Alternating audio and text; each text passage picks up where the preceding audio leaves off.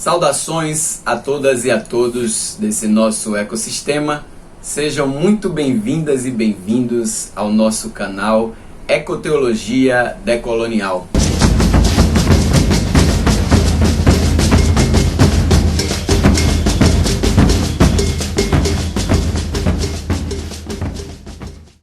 Esse é o nosso espaço de aprendizado, de troca, de reflexão sobre a relação da nossa fé com a natureza, com o meio ambiente, de forma que a gente possa se construir até a oportunidade de sermos um só organismo.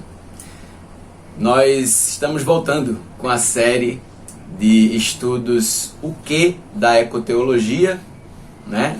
No meio de uma quarentena, aí na semana da Páscoa, onde a gente tem que ficar recluso em casa para tentarmos diminuir o nível de contágio do coronavírus. E eu faço questão de falar isso no vídeo porque isso precisa ficar marcado historicamente do tempo que nós estamos vivendo e que tem tudo a ver com o pensamento ecoteológico que reflete a nossa relação com o meio ambiente, com a natureza, de forma que a gente se relacione com Deus imanente na sua criação.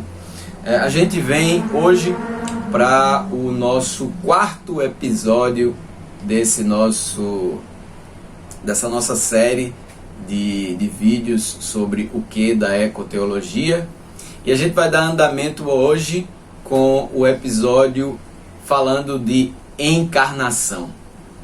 A gente passou um tempo, né, para poder produzir esse vídeo, e hoje a gente está aqui para falar um pouco mais sobre aquele texto, né, do núcleo da ecoteologia, do texto do Afonso Murad, que fala sobre o plano salvífico de Deus para toda a sua criação. E aí a gente vai fazer algumas reflexões aqui usando o lastro do pensamento de Afonso Murad, mas lançando mão de alguns outros autores que ora ele se relaciona, dialoga com eles, ora eu estou trazendo para esse nosso diálogo aqui, como é o exemplo do Roberto Tomichat, como é o exemplo de Multman. Multman, o nosso Afonso Murad, ele mantém um diálogo com Multman dentro do texto, e eu trago o Roberto Tomichat hoje para poder a gente fazer uma reflexão aí a partir do nosso lugar, né? A gente faz aqui o canal Ecoteologia Decolonial, e é decolonial porque nós abrimos mão da colonização imposta a partir do continente europeu, trazido para nós com um cristianismo formatado, sem refletir o que e como Deus se revelava já nesse nosso lugar. E aqui a gente vai falar a partir do lugar onde nós estamos, tá bom? Então, para a gente começar essa reflexão, né, e analisando a encarnação dentro da reflexão de Afonso Murad, como sendo um dos pilares do pensamento ecoteológico, a gente já viu aí a criação, a história, né, que é o pecado e graça. Hoje a gente vai ver encarnação. Na encarnação, a gente precisa fazer esse pensamento de o que é que significa a encarnação dentro do plano salvífico de Deus. Então a gente vai tentar aqui, nesses poucos minutos que a gente tem, costurar uma reflexão a partir do que Afonso Murad diz. Mas eu gostaria de trazer, para iniciar esse nosso pensamento, e fazer uso de um termo que eu tenho trabalhado dentro desse nosso glossário, né? Dentro desse conjunto de termos que a gente vai colecionando para o pensamento ecoteológico. E esse termo ele vem direto dos nossos povos originários, sobretudo os povos andinos, no limite ali do Brasil com outros países, mas que faz parte do pensamento dos povos originários que vem mais para o litoral, aqui nesse território conhecido originalmente por Abya Yala, né? Se a gente pensar aí no continente, e se a gente pensar nessas terras que receberam o nome de Brasil, a gente tem Pindorama. Mas vamos pensar em Abya Yala porque nós estamos falando aqui dos povos afro-ameríndios, ou ameríndios, né, que nós vamos falar do povo originário. Então ainda não havia a influência, a chegada dos povos africanos, povos que foram sequestrados da África. Então, falando aí dos nossos povos ameríndios, eles nos ajudam a compreender a relação, essa reflexão ecoteológica que tentamos fazer. A relação é nessa reflexão ecoteológica que a gente tenta fazer um pensamento, uma caminhada, entendendo a relação de fé que nós temos com o Criador e que Ele tem com toda a sua criação, da qual nós fazemos parte, né?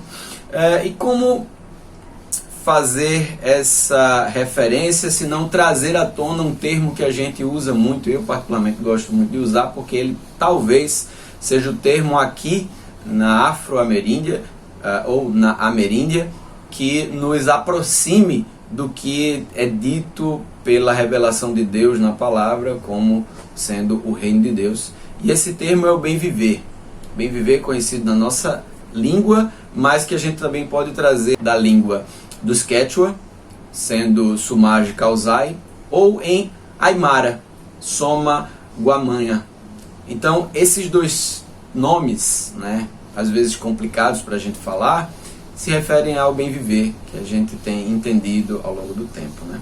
Mas o termo que eu quero trazer não são os termos de bem viver dos Quechua ou do Aimara, os termos que se traduzem por bem viver nos Quechua ou Aimara, mas o termo que eu quero trazer aqui hoje é um termo que eu ainda não encontrei dentro da fala de Afonso Murad, mas eu encontro dentro da fala de Roberto Tomichat. E o nome e o termo específico é o Ayu. Ayu vai aparecer aí para vocês. E Ayu, segundo Roberto Tomichat, tem uma conotação muito, muito interessante. E ele fala desse termo num texto que ele trouxe, que chama-se A Introdução à Teologia Ameríndia. Então Tomichat, ele cita a Conferência Episcopal Equatoriana e nos diz o seguinte. Você vê um textinho aqui, um pedacinho do texto de Tomichat. Na verdade é uma citação que ele faz sobre a Conferência Episcopal Equatoriana, onde ele diz assim: no mundo indígena, a vida comunitária é o eixo, centro ou espaço em torno do qual giram todas as outras atividades. A vida interior, o relacionamento em todos os níveis, trabalho, atividades econômicas, festas, celebrações. Essa vida adquire seu ponto de referência básico na família, que para os indígenas não é apenas a família nuclear, aquela que a gente pensa dentro da nossa casa, composta quadradinha, com pai, mãe e filhos. Mas os povos indígenas, e esse adendo é meu, tá, gente? Não apenas no lar, a família nuclear. Ele continua dizendo que essa reflexão do indígena, ela vai mais além e inclui também a comunidade que o indígena considera como a grande família. Ah, mas você estava falando de encarnação? Exatamente. É nessa relação onde a gente começa a enxergar esse pensamento sobre a encarnação, né? Em outra parte do texto, Tomichat vai definir Ayu como sendo o ninho vital da humanidade e natureza. É aí que eu quero chegar.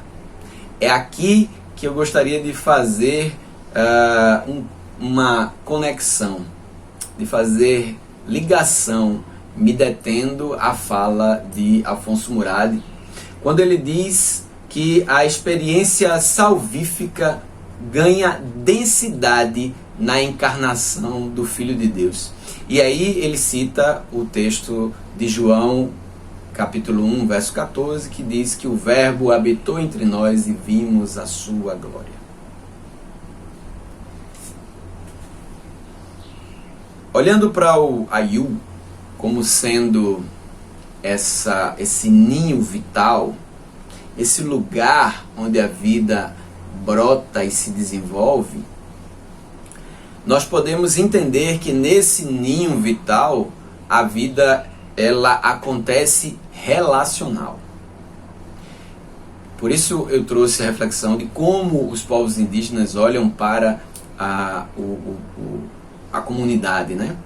Olham para a grande família. É que esse ninho vital, ele não envolve somente aqueles laços de sangue, mas ele envolve o laço relacional entre a família nuclear, a comunidade e o território. A gente já falou em outras oportunidades sobre território, como por exemplo o que Milton Santos ele diz de território, né? Então visita lá os nossos outros vídeos. E aí Afonso Murado vai dizer que a experiência salvífica ela ganha densidade, ela se torna palpável, ela é tocável a partir do momento que acontece a encarnação do Filho de Deus. O Verbo habitou entre nós e nós vimos a sua glória. Eu queria fazer uma referência aqui ao tempo que nós estamos vivendo, né? Nesse tempo que a gente culturalmente separa para a celebração da Páscoa. Tivemos aí o Domingo de Ramos, estamos na Semana Dita Santa ou a Semana Santa. Na sexta-feira nós teremos a Sexta-feira da Paixão, né? Onde a gente celebra aí a paixão de Cristo, a ida até o Calvário, a crucificação. Mas nós temos que lembrar que para haver paixão de Cristo, para haver crucificação, morte e ressurreição, houve a encarnação. E uma decisão tomada antes do tempo ser tempo, pelo próprio Criador, de que ele enviaria o seu filho, ou o seu filho decide descer e encarnar, decide descer, aí apenas numa reflexão humana, né? Porque a nossa mente ela não cabe à eternidade, mas o Filho decidiu encarnar para, vivendo em sua criação, redimi-la e reconciliá-la consigo próprio. A Páscoa somente ganha sentido porque houve a encarnação. Aconteceu no momento em que Deus decide entrar na história. Entrar na história não é somente citá-lo, narrá-lo. Entrar na história é quando Deus que é atemporal, Deus que está fora do tempo, sobre o qual o tempo não incide, resolve entrar no tempo. E entrar no tempo dando densidade para o seu plano salvífico, encarnando em Jesus e marcando o início do estabelecimento do seu reino.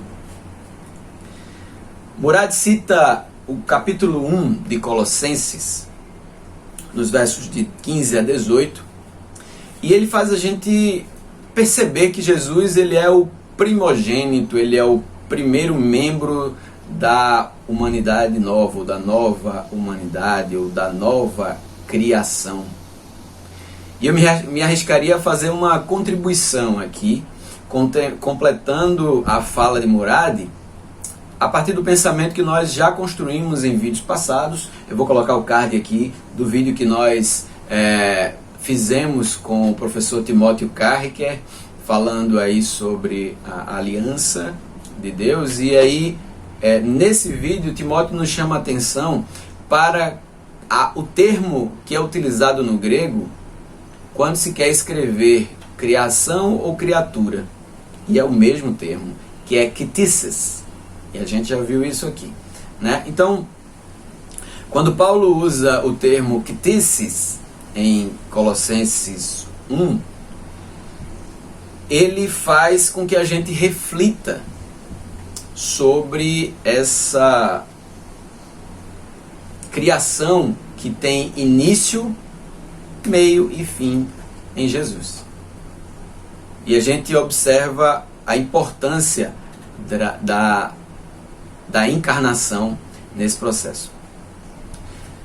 Essa palavra é a que é usada no Novo Testamento e a gente vai observar uma ligação feita com o que diz Filipenses capítulo 2, versos 6 e 7, que fala que ele não usurpou ser Deus mesmo sendo, mas antes esvaziou a si mesmo e e encarnou como semelhança de homem, ou sendo homem. E aí é onde a gente encontra a ligação de Quitícias e Aiu. Né?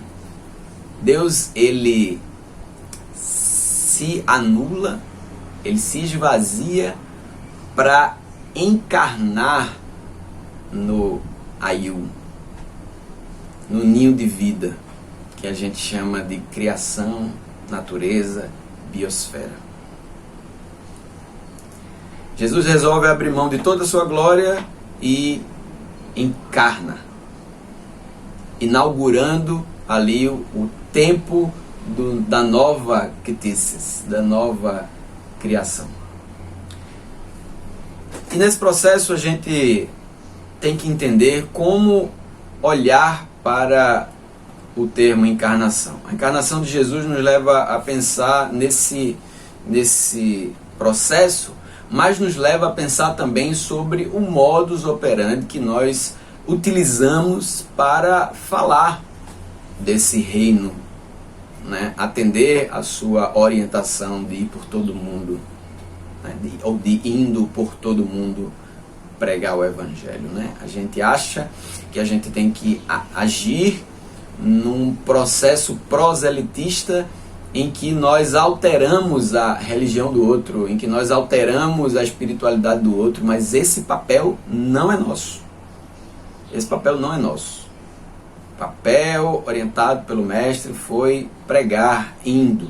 E esse pregar indo traz à nossa reflexão o vivendo o evangelho. E aí a gente precisa fazer uma comparação entre as estratégias evangelísticas que as igrejas cristãs, e aí aqui eu estou falando de católicos, católicas, evangélicas, protestantes, sabe? Igrejas históricas. Nós assumimos algumas estratégias que precisam de reflexão sobre a sua aplicação. E essas estratégias têm se resumido a aculturação ou inculturação. No entanto, aqui no pensamento de Murad, vemos que a escolha do Logos de Deus, a palavra que se fez carne, foi pela encarnação. E aí vamos observar o que há nessa relação entre palavras. Primeiro eu fui buscar no dicionário, né, o nosso amigo Aurélio, sobre a palavra aculturação. E eu encontrei aqui o seguinte: processo de alteração cultural de uma pessoa, de um grupo ou sociedade que busca adaptar a outra cultura, ou retirar dela aspectos importantes. Aculturação, por exemplo, de comunidades indígenas. Esse processo foi o processo pelo qual a teologia que chegou a essas terras submeteu os povos que aqui já estavam. A evangelização chega aqui com a intenção de aculturar os povos originários, transformando a sua cultura em algo abjeto, transformando a sua religião em algo satânico, para transformá-los em cristãos. Mas lembra do que eu falei? Esse papel não é nosso. Esse papel não é nosso. Então, logo, a aculturação é uma mutilação, é uma violência que se causa no outro, tentando imprimir no outro aquilo que eu acho. Logo, a aculturação é um processo de violência, um processo de agressão. Se a gente passar adiante, a gente vai ver a inculturação. A inculturação é utilizada ainda até hoje na relação das igrejas, sobretudo as igrejas autóctones, né?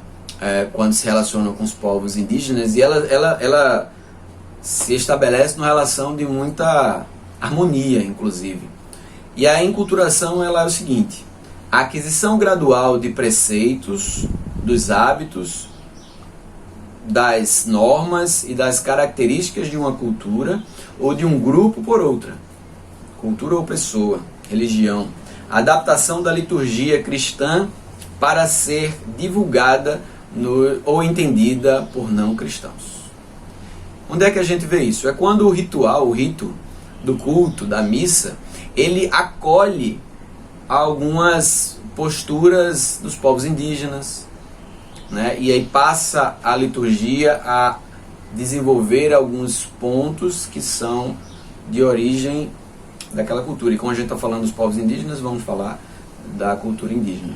Então, a inculturação é uma forma de parecer, é uma forma de se encontrar juntos no mesmo ambiente. E essa faz com que a gente alimente uma relação ali de, talvez, política de boa vizinhança. Mas eu não quero com isso dizer que não hajam cristãos verdadeiros a partir dos povos indígenas. Inclusive, o próprio Roberto Tomchá, ele fala no texto que é necessário haver identidade para que haja um conhecimento de Cristo. E saber e ter identidade é saber de onde se vem. Aí ele vai falar do orgulho indígena e tudo mais, e isso nos leva a entender como a teologia ameríndia se formatou. Mas aí se usou muito da inculturação e se usa até hoje nesse processo. A inculturação ela não pode ser considerada uma violência, como a aculturação. A aculturação sim, é extremamente violenta, ela arranca do outro, ela demoniza o outro, ela demoniza o que é do outro. E como eu sempre falo, falar sobre o outro é incorrer num sério risco de errar. E fazendo essa comparação que entendemos que a encarnação pressupõe o envolvimento. A inculturação ela chega perto, né? Ela traz o outro, ela faz parecer. Mas somente a encarnação permite que nós nos relacionemos intimamente. Só ela permite que nós nos relacionemos no chão da vida. E isso não quer dizer nada para além do que seja soprado pelo Espírito Santo de Deus, que é quem convence do pecado, da justiça e do juízo, inclusive a mim, cristão, que estou indo para me relacionar com outros que não sejam cristãos. Então, diferente das outras opções de evangelização, que ora anulam o outro, como a aculturação, e ora se aproximam do outro, como a inculturação, foi na opção por encarnar que Jesus inaugura a nova criação, a nova ktisis, e estabelece o plano salvífico que começa na história e extrapola para além dela. Lembremos que estamos falando aqui de um Deus que é atemporal. É na encarnação que são desfeitos os limites das certezas do eu e estabelece uma amálgama do reino. Amálgama essa que é nela inaugurado e a partir de então não se pode mais separar ou distinguir. E isso eu estou falando da encarnação não somente entre as pessoas, mas da encarnação que é necessária para que o reino de Deus se estabeleça, ou seja, nós enquanto seres humanos nos amalgamemos na criação da qual fazemos parte. Isso é encarnação. É ela, a encarnação, que estabelece relações baseadas no amor com a comunidade humana e com todos os outros seres da biosfera. Murad afirma que tanto católicos quanto protestantes, e por conseguinte as igrejas históricas e as outras igrejas que derivam dessas, se distanciaram da natureza como ambiente de adoração a Deus, por não considerarem a encarnação como o grande feito de Deus. Apenas veem a encarnação como algo necessário para que houvesse crucificação, morte e ressurreição. É por isso, a gente já falou sobre o transformar a unidade em coisa, a natureza em coisa, desculpe. E agora a gente percebe que nesse processo de transformar em coisa, a gente não entende que a encarnação foi o grande feito de Deus. Porque só com a encarnação foi possível haver crucificação, morte e ressurreição. Mas ela não é um meio. A encarnação é o grande feito. Nós temos que refutar essas posições, apontando que é a encarnação de Deus em Jesus que inaugura a chegada do reino de Deus. É na encarnação que se dá a fala de Jesus que diz assim: chegará a hora, e já chegou, em que os verdadeiros adoradores o adorarão em espírito e verdade. Com essa fala, Jesus diz que não é depois da morte dele que vai ser estabelecido o reino de Deus, é porque já chegou. Ele estava ali presente com a mulher samaritana, falando de uma fonte inesgotável de água viva e que chegaria a hora, mas já tinha chegado. Apontando o fato de que Deus estava ali encarnado em Jesus, fazia um link com a vida e a morte. Morte essa que era resultado do fato de Jesus levar até as últimas consequências o plano salvífico que havia sido estabelecido antes de todas as coisas. Antes que houvesse tempo, de forma que essa encarnação que torna possível a reconciliação de Deus com todas as coisas. Por fim, eu queria trazer o pensamento do autor Jürgen Moltmann, que ele faz uma fala esplêndida e Murad não perde tempo de citá-la no seu texto. E aí Moltmann vai dizer assim: a graça não é a perfeição da natureza, ou seja, a encarnação ela não é a perfeição da natureza, mas a preparação messiânica do mundo para o reino de Deus. Então o reino começa a se estabelecer em Jesus e extrapola a história e vai para além na eternidade. Bem, minha gente, por hoje a gente finaliza aqui a parte de encarnação. Obviamente esse conteúdo ele dá muito mais pano para manga, mas vamos segurar por aqui. E eu queria pedir que, se você gostou desse conteúdo, dá uma curtida aí embaixo, compartilha esse vídeo, se inscreve no canal para que a gente possa continuar fazendo essa reflexão, essa caminhada ecoteológica.